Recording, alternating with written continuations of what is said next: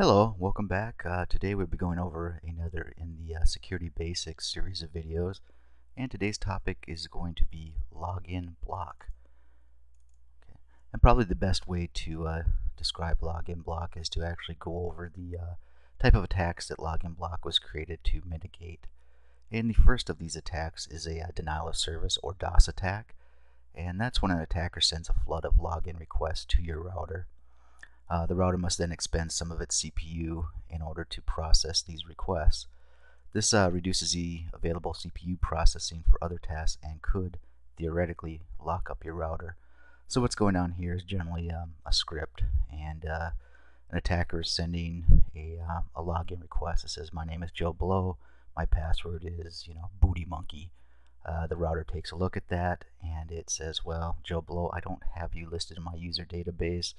Therefore, I'm going to deny your request." And then, he sends a subsequent request. It could be the same username, could be different username.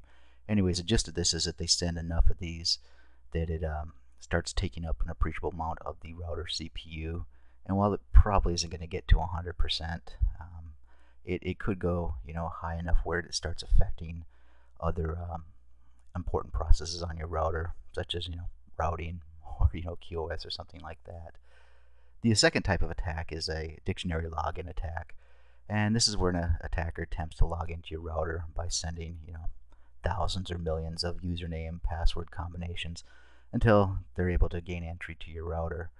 And this is, pretty simplistic attack. It's just going to say, okay, I'm going to send a login request with the username A and the password A. And the router says, "No, don't have that. Next. A, and A." Similar to that, it takes a long time, and depending on how tightly you have your username password set up, it could take a very, very long time. But if you have something stupid like Cisco as your username password combination, it wouldn't take it very long, and actually it's going to use mitigating attacks, common stuff like that in default. Login block mitigates DOS and dictionary login attacks. But basically the difference between the required delays between denial of service attack is just trying to, what this is going to do, this is going to your router just knock you down, make it so that you can't do anything, whereas a dictionary login attack, so normally get onto your router, and once they do, it's going to process one after another, so as quickly as you can send them, or the router is going to process the login attempts. But if you put a delay on there, so login block is created to mitigate these types of attacks. If you're going to try and log in, have a failed login, the router won't allow you to log in again for another 5 seconds. So you can see that this would, this would help out so that you're not eating up CPU cycles, by processing a million login requests. And it also helps with the dictionary login attack because it's actually going to take that login, even though a dictionary login attack can take a long time, it's going to make it just that much longer because you're not going to be able to send, just tons of these requests. You're going to have to wait 5 seconds and send another request. You can see that would just take, incredible amounts of time to guess the username password combination for your router. Okay, and the next 3 bullet points really get to the meat of the matter as far as login block is concerned. So limiting the amount of failed login attempts within a specified period of time, and you use the login block for command for that. And then after that, the above threshold is met, block all further login attempts, and that's what the actual login blocking is referred to, for a specified period of time. And the time that the router is blocking these attempts is called the quiet period. I guess it makes sense. Once the quiet period is elapsed, once again, allow login attempts, which is pretty important because you do want to have to eventually get into your router, and that's called normal mode. So basically what's happening here is you're going to configure your router to say, if there's 3 login failures within 10 seconds, that might be an attack. So what I want to do at that point is I want to go ahead and for the next, let's say, 30 seconds, I just want to block any further incoming login attempts, just make it so that nobody can log in. And then after those, that 30 seconds has expired, let's go ahead and allow processing of login attempts again. And what this is going to do, it's going to, of course, mitigate the DOS attack, because the the attacker's not going to be able to flood your router with bogus login attempts. And it's also going to make the dictionary attack just painfully long. And that's what you're trying to achieve here. It's they use the word mitigating for a reason. It's not stopping these attacks. It's just making it to where it's so painful for the attacker that they're going to want to look at easier targets. And that's what hackers are going to look for. They're just like somebody that's going to rob a house. They're going to go for the house that has the doors unlocked, the windows open, nobody home, rather than the house that has the gate, the pit bulls, and the alarm system. It's just, more bang for your buck, ROI, to put it into business speak.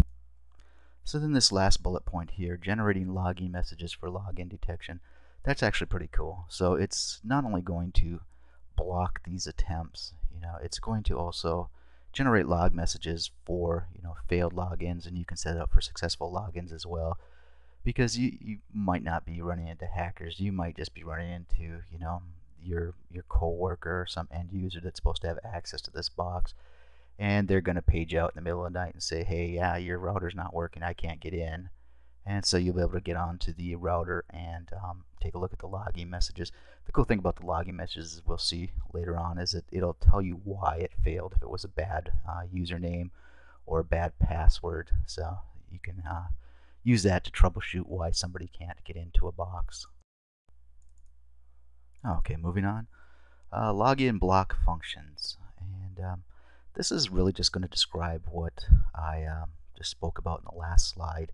And it's Cisco's verbiage for describing the functions of login block. So I would commit these to memory if you're going to be taking the Cisco exam. And I believe this is going to come up on the CCNA security exam. It might come up on one of the CCSP exams. But anyways, what Cisco, or how Cisco describes this, is delays between successful login attempts, login shutdown if DOS attacks are suspected, and generation of system login messages for login detection.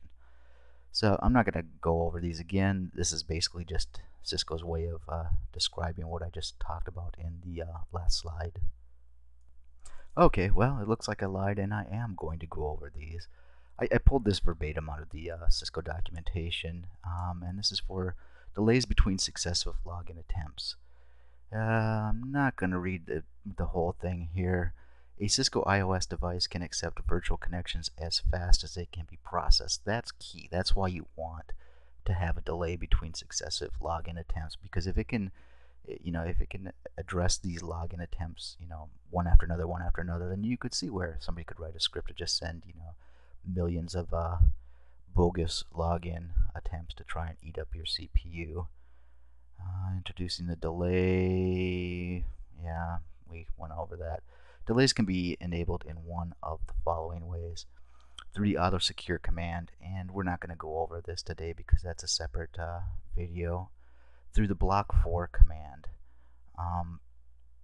Yeah, I don't know that I like how they wrote this. It is a delay, but it's a really hard delay. So I suppose that's true, because you're saying if I have two unsuccessful login attempts within X amount of seconds, go ahead and block for Y seconds. So that is a delay of Y seconds based on the pre-configured number of failures. So technically, yeah. Here it says you must enter this command before issuing the login delay command. If you enter only the login block 4 command, the default login delay time of 1 second is automatically enforced. That last bit there, I would commit that to memory, because if you don't specify a login delay, which we'll go over in a second, that's a global config. If you don't say login delay 5 seconds and you just configure the login block 4, it's automatically going to use a default of 1 second. And the range for the login delay command is between, is it 1 or 0? I think it's 1 and 10 seconds. We'll check that out more on the CLI.